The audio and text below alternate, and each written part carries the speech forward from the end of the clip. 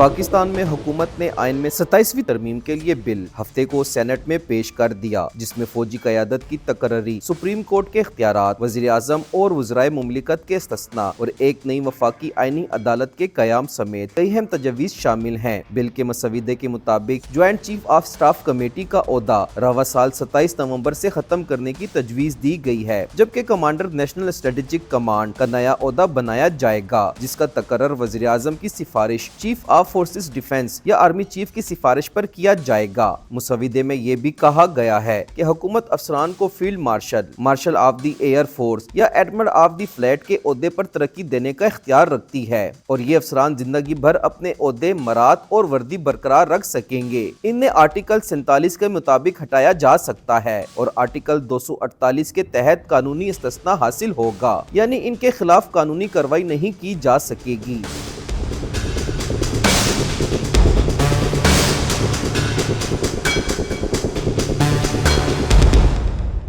ترمیم کے عدلیہ سے متعلق حصے میں وفاقی آئینی عدالت کے قیام کی تجویز شامل ہے۔ یہ آئینی عدالت تنازعات، وفاق اور صوبوں کے اختلافات، بنیادی حقوق سے متعلق مقدمات اور آئین کی تشریح جیسے معاملات کی سماعت کرے گی۔ عدالت کا مستقل صدر مقام اسلام آباد ہوگا۔ ججوں کی ریٹائرمنٹ کی عمر 68 سال ہوگی، جبکہ چیف جسٹس کی مدت ملازمت 3 سال تک ہوگی۔ سپریم کورٹ کے اختیارات میں سب سے بڑی تبدیلی آرٹیکل 184 کی منسوخی ہے، جس سے سپریم کورٹ کا از خود نوٹس لینے کا اختیار ختم ہو جائے گا اور یہ اختیار وفاقی آئینی عدالت کو منتقل کیا جائے گا۔ اس طرح سپریم کورٹ کا دائرہ اختیار اپیلوں تک محدود ہو جائے گا اور عدالتی تقرریوں اور ضابطۂ اخلاق میں بھی اصلاحات کی جائیں گی۔ جوڈیشل کمیشن اور سپریم جوڈیشل کونسل میں سپریم کورٹ اور وفاقی آئینی عدالت کے چیف جسٹس شامل ہوں گے، جہاں پر چیف جسٹس سینیئرٹی کے لحاظ سے کمیشن یا کونسل کے چیئرمین کا کردار ادا کرے گا۔ وفاقی آئینی عدالت کے پہلے چیف جسٹس اور ججوں کی تقرری صدر مملکت وزیر اعظم کی ایڈوائس پر کریں گے، تاہم یہ شق صرف ابتدائی تقرریوں تک محدود ہوگی۔ ججز کے تبادلے کا اختیار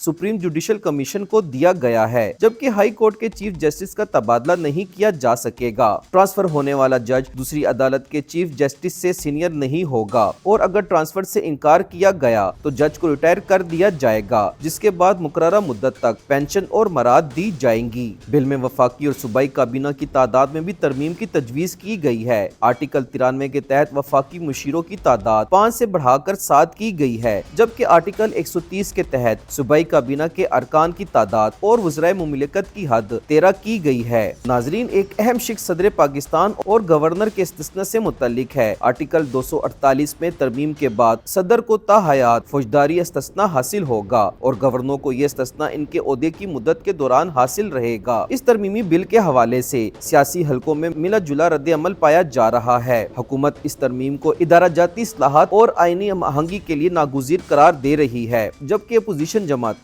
اسے ناجائز طاقت قرار دے رہے ہیں۔ اپوزیشن جماعتیں حکومت کے اس اقدام کو چیلنج کرنے کا اعلان کر چکی ہیں۔ ناظرین، 27ویں آئینی ترمیم پاکستان کی آئینی اور سیاسی تاریخ میں ایک سنگین موڑ ثابت ہو سکتی ہے، کیونکہ اس کے اثرات نہ صرف فوجی قیادت، عدلیہ، وفاقی و صوبائی اختیارات پر ہوں گے، بلکہ آئندہ قومی پالیسی اور سیاسی استحکام پر بھی دیرپا اثر ڈال سکتے ہیں۔ پارلیمانی مذاکرات، عوامی شمولیت اور قانونی شفافیت اس ترمیم کی کامیابی اور آئینی استحکام کے لیے ناگزیر ہے۔